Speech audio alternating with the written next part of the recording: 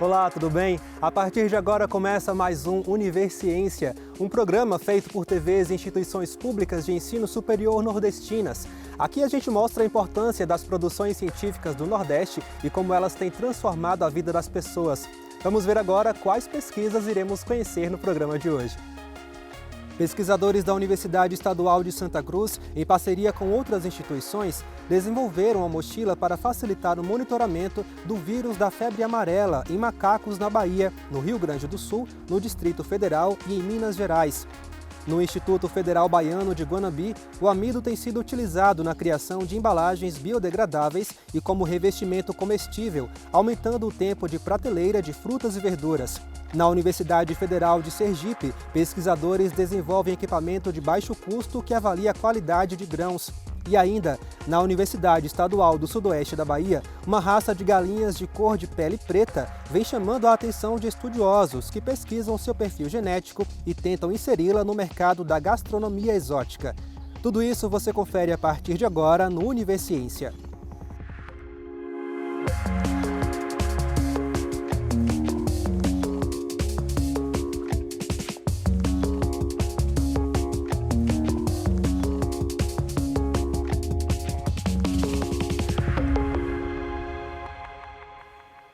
A febre amarela é uma doença que se mantém no ambiente em um ciclo silvestre e é transmitida por mosquitos. Ao ser picado, o macaco adquire o vírus, mas não transmite a doença à espécie humana. Daí a importância deste animal, que serve para sinalizar a presença do vírus em uma região. A fim de coletar o sangue dos bichos, pesquisadores da Universidade Estadual de Santa Cruz, em Ilhéus, desenvolveram uma mochila que facilita a sedação do animal e possibilita a avaliação sem precisar retirar o macaco do seu habitat. Vamos conhecer agora a VetBag e como ela tem ajudado no controle da febre amarela em vários estados do país.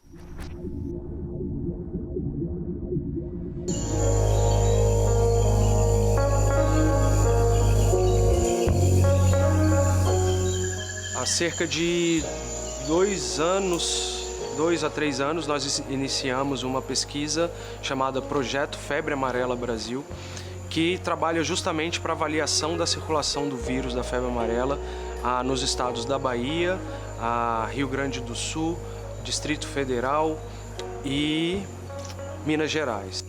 E o objetivo principal do projeto é colaborar e fortalecer a vigilância do vírus da febre amarela, detectando então a circulação do vírus tão logo ela ocorra.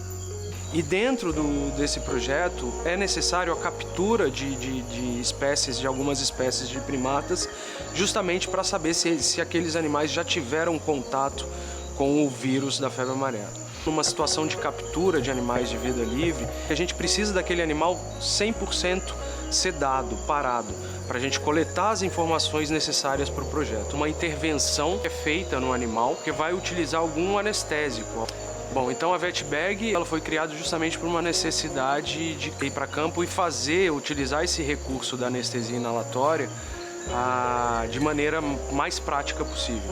Ela foi desenvolvida justamente para a gente poder utilizar esse modelo de anestesia fora de clínicas, fora de hospital, Então a ideia foi criar um modelo prático que seja seguro e de fácil locomoção. E é isso que a VetBag faz. Então ela pegou uma estrutura com cilindros, tubulações que você usa numa sala de cirurgia e no nosso caso a gente precisa fazer a coleta de animais silvestres, A gente faz a coleta de pelo, coleta de fezes, coleta de sangue. Dessa forma o projeto ele conseguiu identificar a introdução do vírus no Rio Grande do Sul no final de 2020, início de 2021. E também detectou a presença do vírus no norte de Minas Gerais em meados de 2021. No último boletim, a gente percebeu que teve a circulação do vírus da febre amarela em Minas Gerais, em uma região específica de Minas Gerais. Então, é por isso que o projeto existe, para poder preparar já para aquela região todo o protocolo de prevenção e controle da doença para que não aconteça nenhum surto a nível brasileiro. Porque hoje a gente tem a erradicação da doença urbana, mas a gente tem medo de que a doença de forma silvestre, que ela, em ambientes que nós ainda não estamos, venha para o ambiente urbano e se disperse. E a febre amarela é uma doença que ela não tem cura. Embora ela tenha vacina, ela não tem cura. E a taxa de letalidade é em torno de 50%. Então é uma doença muito grave, né? A taxa de vacinação, infelizmente, né, ela está abaixo do ideal. Então a gente tem muitas pessoas não vacinadas para a febre amarela. E aí o risco é isso, né? É você ter a circulação do vírus, né? E aí nesse sentido os primatas não humanos, eles são muito importantes porque eles funcionam como sentinela. Esses animais, eles permitem que nós possamos avaliar se o vírus está circulante ou não em alguma região. Então por isso é tão importante o acesso a esses animais e saber se eles estão saudáveis ou não. Então lembre-se que o macaco não tem culpa, ou qualquer animal que estiver doente, ele não tem culpa daquela doença, né? Pelo contrário, nós estamos invadindo os espaços dele. A gente fala de pesquisa com animais, a gente fala de atuar na conservação de espécies, a gente fala na saúde pública, porque, como eu já disse, esses animais podem ser dispersores de doença, podem ser reservatórios. Então, a gente entendendo essa relação, a gente consegue construir uma base aí de saúde única que envolve o meio ambiente, os humanos e os animais como um só.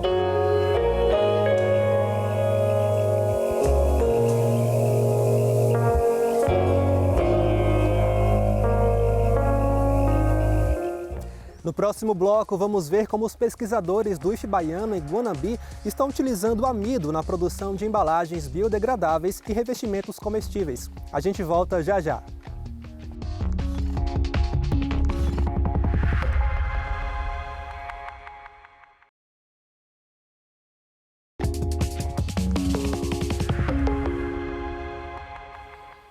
Embalagens plásticas podem durar até 100 anos no meio ambiente, um problema difícil de ser solucionado e que preocupa ambientalistas em todo o mundo. Mas no Instituto Federal Baiano de Guanambi, pesquisadores desenvolveram uma embalagem à base de amido, que dura apenas 100 dias para ser degradada. E essa mesma base também tem sido usada para revestir frutas e verduras, aumentando o tempo de prateleira desses alimentos tão perecíveis, o que pode diminuir as perdas da produção agrícola. Vamos acompanhar. Eu quis trazer para o nosso campus, para o IF Baiano Campus Guanambi, essa linha de pesquisa, que não era uma linha de pesquisa tão trabalhada, tão pesquisada. Então, a partir de 2017, 2018, eu venho desenvolvendo pesquisas nessa área. Então, a gente tem um projeto macro, tá? Esse projeto macro é o desenvolvimento de filmes biodegradáveis a partir de amido, a partir de proteínas, polissacarídeos que a gente conhece normalmente. E aí, nisso, eu destrinchei esse projeto. E aí a gente desenvolveu, aprovou vários projetos de pesquisa com publicações científicas, através de outras fontes, de amido e também outras perspectivas, como, por exemplo, a introdução de agentes naturais. Então, é desenvolver um filme biodegradável com um indicador de embalagem ativa, por exemplo. O que é isso? É quando você embala um alimento e aí essa embalagem tem a capacidade de interagir com o alimento, evitando, por exemplo, a oxidação lipídica. Então, a gente já vem também trabalhando com essa fonte, com esses agentes naturais. E agora com outras perspectivas, outras fontes de amido alternativo, amido de xixá, Ora pronobis, que é uma planta alimentícia não convencional, tentando também testar ela como agente ativo, entre outras coisas. Quando a gente vai estudar, vai ler qualquer revisão de literatura que trata da produção de filmes biodegradáveis, o que a gente vê basicamente na primeira introdução de qualquer artigo científico, qualquer capítulo de livro, é o impacto ambiental gerado ao longo dos anos pelos plásticos convencionais, que o termo que a gente utiliza é esse. Quais são os plásticos convencionais? Oriundos de petróleo. Então, qual é o problema dessas embalagens? Elas são utilizadas excessivamente, porque elas são maleáveis, você dá vários formatos, são mais baratas. Qual é o grande problema? Ela é descartada rapidamente na natureza, ou seja, imagine aí, você pega um saco de arroz, você rasga, coloca numa vasilha e faz o quê com o saco? Joga no lixo. Então, você deposita essa embalagem em grande quantidade no meio ambiente. Então, qual é a principal vantagem? É a questão de você ter uma embalagem com as características muito próximas, que a gente não tem como ainda mensurar até que ponto você vai conseguir substituir totalmente, mas substituir ao menos parcialmente essas embalagens convencionais por esses filmes biodegradáveis que eles têm uma vida uma decomposição, um tempo de decomposição muito menor, Ou seja, 100 dias, por exemplo. 100 dias você consegue degradar uma embalagem desse tipo. O amido, quando você produz filme, ele gera um amido, a gente chama de amido termoplástico, um amido que tem as características pobres, é o termo que a gente utiliza também, né? Então, do ponto de vista mecânico e do ponto de vista de permeabilidade ao vapor de água, ele tem uma qualidade muito inferior. Mas aí, a nossa boa e velha tecnologia de alimentos e ciência de alimentos buscou alternativas para melhorar o que a gente chama de reforço. Então, é você misturar duas fontes diferentes, por exemplo, amido e gelatina. Então, é uma forma de você compensar. Então, enquanto uma tem uma propriedade ruim, a outra vem e compensa. Qualquer amido, você quer, eu quero o caroço da manga, tem amido, por exemplo, tem amido no caroço da manga. Então, o amido ele é solúvel em água. Se ele é solúvel em água, para você extrair ele, você precisa adicionar o quê? Água. Então, é uma metodologia extremamente simples. Triturou, adicionou água em quantidades excessivas. E aí vai acontecer o quê? Uma diferença de densidade, tá? Então vai ocorrer um processo de decantação. O amido tende a ficar na parte inferior, a água na parte superior, é retirada aquela água sobrenadante que a gente utiliza e a gente coloca para secar. Aí você vai ter o amido. Isso eu estou falando se a gente for fazer isso em escala laboratorial. Obviamente, grandes indústrias extraem amido, mas com essa mesma metodologia, ou com esse mesmo fluxograma. Metodologia não, com esse mesmo fluxograma, mas em proporções muito maiores. Aqui a gente tem o exemplo na prática da aplicação do revestimento. Então, aqui a gente tem a aplicação do revestimento num período de 5 dias. E a gente percebe que a amostra, né, o nosso produto controle que está sem o revestimento, ele já está numa fase muito avançada do processo de maturação com relação às duas amostras.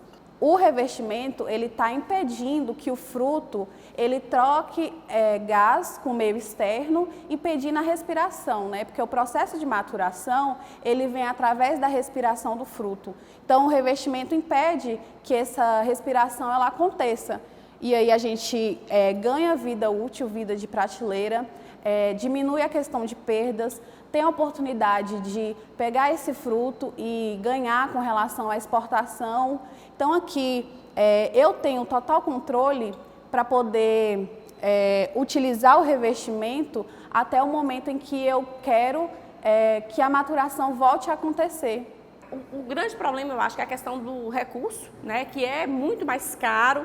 A questão de rendimento também. Se você pensar, por exemplo, uma fonte de amido convencional, riquíssima em amido, como, por exemplo, milho, mandioca, que tem um teor de amido, mesmo assim o rendimento ainda é muito baixo. Então, você tem um rendimento baixo, consequentemente, você vai produzir uma quantidade baixa de embalagem. Então, tem a questão do custo.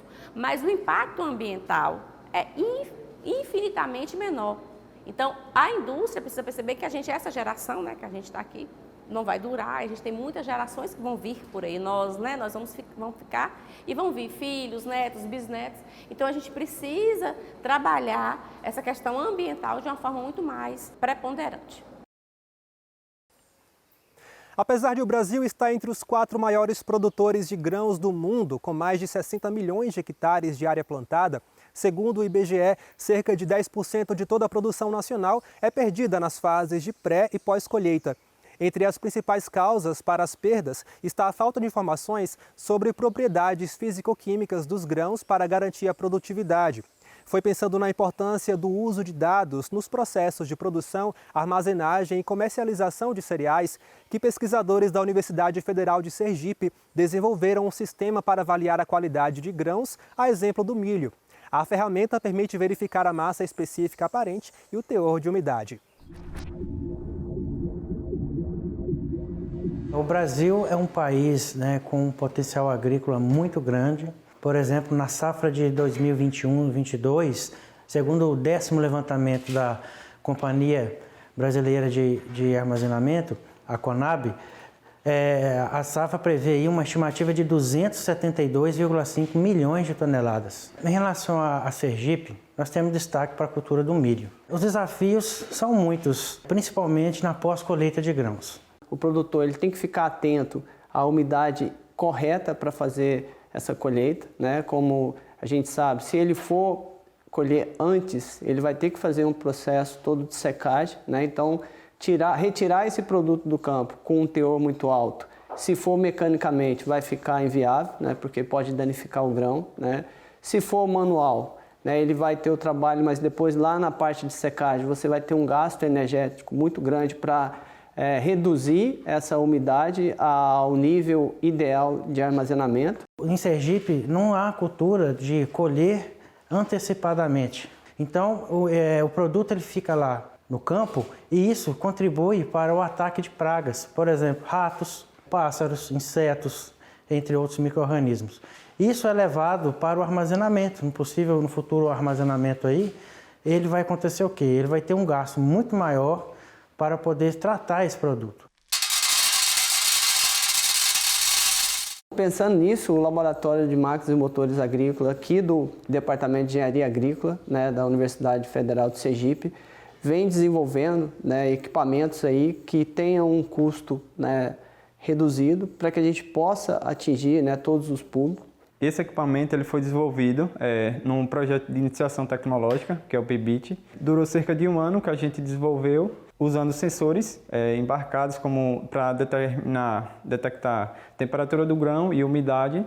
Ele foi todo modelado em impressora 3D, né, modelado e impresso em impressora 3D, para ter uma maior funcionalidade de acordo com a necessidade do produtor. Só para vocês terem uma ideia, os analisadores de umidade e massa específica aparente aí de grãos que o mercado tem, a gente pode ter aí dos mais, né, vamos dizer, dos mais caros, algo em torno de R$15 mil, e alguns mais simples, em torno de R$2.000, R$2.500. E esse equipamento que a gente desenvolveu, a gente conseguiu, né, colocando aí na ponta do lápis, algo em menos de R$1.000 você consegue produzir. Como é que ele funciona? O equipamento ele recebe os grãos na parte superior, né, que fica na moega. Nesse momento ele tem um sensor que mede a temperatura do grão. Posteriormente abre uma comporta para que os grãos sejam escoados de forma naturalmente, né, por gravidade. E vai encher os cilindros, são no caso eletrodos, que nessa parte já tem um volume definido. E aí vai ser determinada a umidade pelo método capacitivo, a umidade do grão, e também a massa específica aparente, já que a gente tem um volume conhecido e temos também uma célula de carga, né, para determinar a massa do grão. Além de fazer tudo que os equipamentos que a gente tem no mercado aí, ainda traz o diferencial aí da gente, né, ter a resposta ali, as mensurações sendo descarregada automaticamente ali, momentaneamente para o notebook, e utilizando sistemas de Wi-Fi também, você consegue, Wi-Fi Bluetooth, você consegue também enviar essas informações para outros periféricos, né, celular, tablet ou computador. E hoje em dia, né, geralmente é determinado o teor de água dos grãos pelo método da estufa, né, que geralmente dura em torno de 24 horas, seguindo que é a norma, né, seguindo a norma da regra de análise de semente pelo Ministério da Agricultura.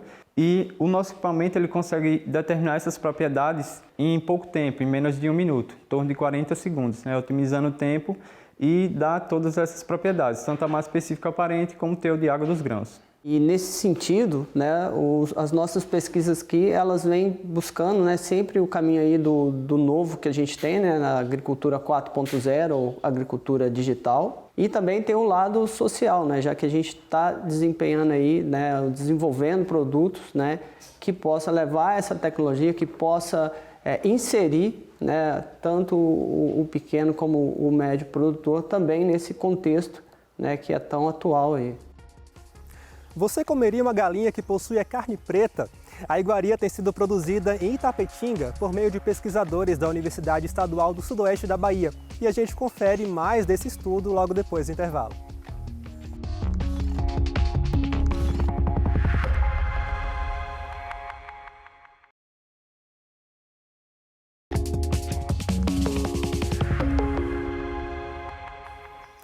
Um frango que pode custar até R$600 em restaurantes mais requintados. Achou caro?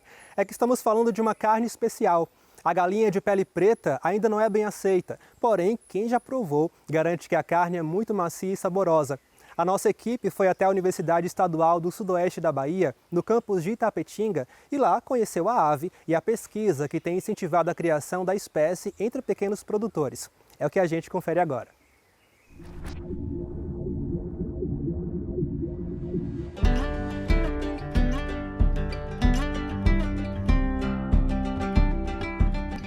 Na avicultura aqui da UESB, trabalhamos com recursos genéticos, então nós temos várias raças, todas retiradas dos quintais da região, Sudoeste, Extremo Sul, Chapada Diamantina e Sul da Bahia. Por quê? Esses quintais já têm uma tradição secular de criar aves. Só que a riqueza genética é tão grande desse material que a gente desconhece. E aqui a gente tenta resgatar, conhecer todo esse material que eles têm. E aí, surpreendentemente, num plantel aleatório que a gente tinha, começou a aparecer aves de carne negra, que não é algo tão estranho nos quintais baianos. E a gente conversando, as pessoas dizem, já nasceu no meu quintal, mas eu matei logo. Não tem nada de diferente a não ser a carne negra, que é um pigmento chamado fibra melanose, oriundo de raças asiáticas. E aqui a gente conseguiu selecionar esse material e hoje a gente tem um plantel de uma ave que é excelente de postura. Fenotipicamente o aspecto dela é muito atraente, ela é bonitinha, tem uma peruquinha na cabeça, mas o mais interessante é que todas as vísceras e a pele e a carne é negra ou enegrecida. É um valor exótico para alguém que quer consumir um produto diferenciado. Ele pode ser um produto que o produtor, o sitiante, tenha para vender para um restaurante que querem carnes mais exóticas, com características diferenciadas e, portanto, possa agregar um valor maior para esse produto. E aí a gente não quis perder aqui essa genética dessa variação e a gente tem, e o resultado é extremamente positivo. Essa raça nós chamamos de carne negra como forma de identificação desse material genético. Nós estamos fazendo um trabalho agora com análise sensorial, que é fazer com que as pessoas experimentem. Além disso, nós distribuímos já essas aves para alguns chefes de cozinha para que eles pudessem trabalhar e nos dar uma resposta positiva. E isso já aconteceu. O outro, que faz parte da pesquisa, nós distribuímos 85 aves para cada pessoa e ele responde no questionário via Google para a gente a forma como ele faz em casa. 80% foi positivo. Tem uma questão cultural que a pessoa não visualiza de forma ainda positiva uma galinha que você abre e ela é toda enegrecida. Porque não é vermelha, ela é negra. As vísceras são negras. Coração, pulmão, fígado, é muito estranho. É uma coisa diferente. Então, algumas pessoas, quando visualizam, logo associam ao urubu. Nossa, isso não é galinha, isso é bobagem. É apenas um pigmento. O sabor é o mesmo de uma galinha caipira. A aceitação vai depender da forma que a pessoa faça em casa, no tempero que ela está acostumada a fazer. A diferença é só a cor. Algumas pessoas receberam essas aves, alguns chefes de cozinha, e ficaram extremamente interessados em trabalhar com esse produto, assim como alguns risotes também já deram um resultado positivo nisso. Agora é a gente poder corrigir algumas coisas que precisa na caracterização genética desse material e já colocar a mão do produtor, como a gente já faz com as outras raças aqui. É uma ave mais resistente, você vê que nós estamos aqui hoje a 39 graus, elas estão ali comendo, bebendo, tranquila. Tem essa resistência, isso é positivo. Mas o restante é igual a qualquer outra galinha tipo caipira. Não tem diferença nenhuma. Absoluta. E são muito boas poedeiras. Hoje, esse material nosso, considerando uma raça tipo caipira, elas têm uma capacidade de 180 a 200 ovos ano. O franguinho pode ser abatido entre 70 e 80 dias, próximo a 2 quilos. Ela é um pouco menor do que o material caipira para corte. E isso é interessante para atender a demanda que a gente pretende dos restaurantes em colocar à disposição um frango para que a pessoa possa chegar lá, 1 a 2 pessoas comer um produto diferenciado com esse valor chamado exótico. O pequeno produtor é muito interessante porque ele tem à disposição material genético regionalizado e que ele vai usar as práticas que ele já conhece na produção de aves, sendo que essa ave pode ter um valor agregado muito superior em relação às outras, porque ela traz essa característica que agrega valor ao mercado que vai consumi-la. Então ele pode ter um rendimento bem satisfatório, bem maior. E as nossas aves, todas elas tiveram várias origens. Península Ibérica, África e Ásia durante o processo de colonização. O material que nós temos é, de um modo geral, oriundo de fora. No século XX se importou muita raça no Brasil. Então o que potencializa nos nossos quintais hoje é o resultado disso. Então são aves brasileiras, aves adaptadas às nossas condições edafoclimáticas e com um potencial muito interessante. Qualquer uma das pessoas que tem interesse em produzir o nosso material genético, a gente já trabalha no Quilombo, em Ribeirão do Largo. Nós já temos vários quintais produtivos em toda a região do Sudoeste, de Bom Jesus da Lapa até a região sul, até Ilhéus, tudo oriundo já desse material que a gente desenvolve aqui na UESB. Basta a pessoa entrar em contato com a gente, vem fazer uma visita, a gente conversa para saber realmente qual é o interesse dela. E a universidade serve para isso, está de portas abertas para colocar esse material à disposição do produtor. E a universidade precisa estar inserida na sua região. E a UESB eu acho que faz isso com bastante clareza.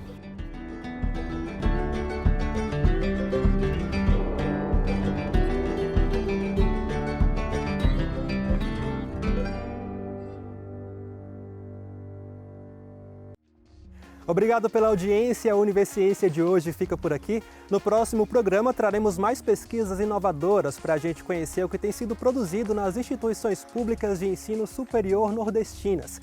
Caso tenha alguma dúvida, envie um e-mail para universiencia@uesb.edu.br que a gente te responde em um próximo programa. Obrigado pela companhia e até mais.